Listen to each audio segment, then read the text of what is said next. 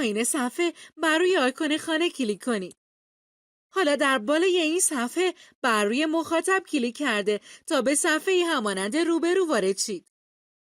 در قسمت جستجوی این صفحه شماره موبایل فرد مورد نظرتون رو وارد کنید.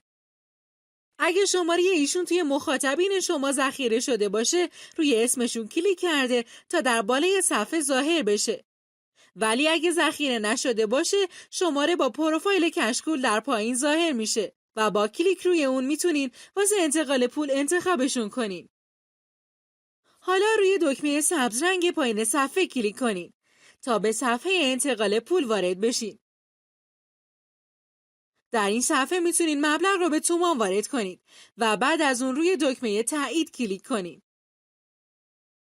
حالا در صفحه روبرو از درستی اطلاعات مطمئن شید و بعد از اون دکمه تایید رو بزنید و صبر کنین تا پنجره تایید برای شما نمایش داده بشه.